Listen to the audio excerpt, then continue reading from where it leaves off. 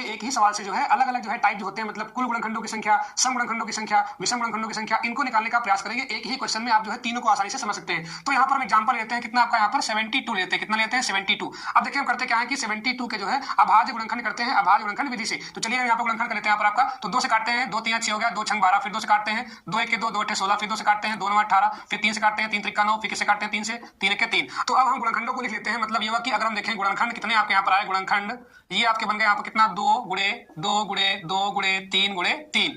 अब इसको जो है हम घात में लिख देते हैं, क्योंकि यहाँ पर आपको जब भी संख्या निकालनी होगी टोटल, तो वहां पर हमेशा आप जो है जितने भी आपके यहाँ पर अभाज्य गुणनखंड आए उनकी घातों में जो है बदल लेते हैं। तो यहाँ एक घात है, यहाँ एक घात है, यहाँ एक घात है, गुणा में घातें क्या होती जुड़ती हैं, आधार इनके सेम सेम जुड़ जाएंगे। तो कितना लगेगा? 2 घात कितना 3। यहाँ देखते हैं, यहाँ घात एक है, यहाँ घात एक है, तो 3। आधार आपका एक ही है, तो आधार समान होने पर घातें जुड़ती है, मतलब 3 का कितना लगेगा 2।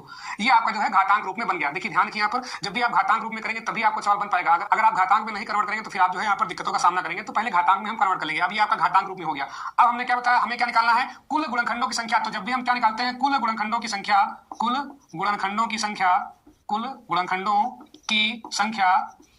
तो कैसे इसको निकालेंगे? मैंने बताया कि जो भी घातें आई हैं उन घातों में हम एक जोड़ देंगे। मतलब ये हुआ कि अभाज्य गुणनखंड की घात, अभाज्य गुणनखंड ये भी है, ये भी आपका अभाज्य है, इसकी घात यहाँ पे क्या 3, यहाँ कितनी है 2, तो इनमें सब में हम एक एक जोड़ देंगे। मतलब ये हुआ कि घातों में एक जोड़ करके। तो यहाँ घात कितनी है? 3 घात है, तो 3 में कितना जोड़ दिया हम? 1। और यहाँ गुणा कर देंगे किससे? यहाँ कितना आपका 2 है, तो 2 में कितना जोड़ेंगे? 1। मतलब घात जितनी होंगी उसमें सब में हम एक जोड़ देंगे, उसके बाद गुणा कर देंगे। तो कितना मिलेगा? 3 है, कितना हो गया आपका 4 गुणे कितना मिला? 2 कितना हो गया 3, मतलब 4 3 कितना मिला आपका 12। तो जो कुल गुणनखंड कितने यहाँ पर आपका आएंगे? कुल आपके आएंगे यहाँ पर कुल गुणनखंडों की संख्या, कुल गुणनखंडों की संख्या कितनी मिली यहाँ पर आपकी? 12। कहने का अर्थ ये होगा कि जब भी हम फैक्टर करेंगे यहाँ पर आपके 72 के, तो हमको 12 गुणनखंड मिलेंगे। कितने मिलेंगे? 12।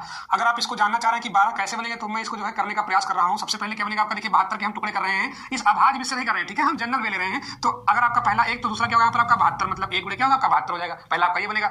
दूसरा क्या बनेगा? 2 में किससे गुणा करेंगे आपका? 36, तो कितना आएगा? 72 आएगा, मतलब 72 रहना चाहिए बस। फिर 3 से करते हैं तो क्या जाएगा? 3 गुणे कितना? 24 3 72 आ जाएगा। कितना जाएगा यहाँ पर आपका? 24 3 72। फिर हम देखते हैं यहाँ पर 4 से कितना आएगा? 18 चौको 72, 18 चौको 72। फिर 5 से कटेगा नहीं, अब किस पे आते हैं? 6, तो 6 से करते हैं तो 6 गुणे कितना यहाँ पर आपका? 12 12 6 72। आगे हम और देख लेते हैं। अगर हम देखें 6 के बाद 7 जाए, 7 के बाद इस पे जाए 8 से, तो 8 से आपका कटेगा 8 9 72, तो ये हो जाएगा आपका 8 9 72। अब देखते हैं आप इसके बाद हम जाए तो 9 9 8 72, वही फिर रिपीट होगा आपका 8 के बाद अगर देखें तो 8 9 72 हो जाएगा। और 9 तो 9 8 72, मतलब वही बात हो रही है। हमें रिपीट नहीं करना गुणनखंड, जो गुणनखंड आपके एक बार हो जाए उनको हमें वैसे रखना है। अब ये चाहे आपका इधर लिखा हो चाहे आपका इधर लिखा हो, उससे मतलब नहीं, क्योंकि गुणा में क्या होता है आपका क्रम विनिमय जो है नियम फॉलो करता है। क्रम आपका चाहे जो रहे, आपका उत्तर वही आएगा। तो यहाँ पर क्रम आप उल्टा कर सकते हैं, लेकिन उत्तर आपका वही मिलेगा। तो हम 2 बार चीजों को नहीं लिखेंगे। 10 पे आएंगे, 11 पे, 12 पे, 12 6 72, 12 6 72 की हम बात कर चुके हैं। फिर आपका यहाँ पर आएंगे 18 चौको 72, ठीक है, वो भी आप कहाँ पे कर चुके हैं, तो हमें रिपीट नहीं करना, इसके आगे आपके नहीं होंगे। तो देखिए यहाँ पर कितने गुणनखंड मिले आपके यहाँ पर टोटल? 1 2 3 4 5 6 7 8 9 10 11 12। मतलब ये हुआ कि जब भी आप बात करके फैक्टर करेंगे, अब उसमें ये ध्यान देना आपको, यहाँ पर केवल हम यहाँ पर क्या निकाले थे? भाज्य वाले, और यहाँ पे क्या है सारे के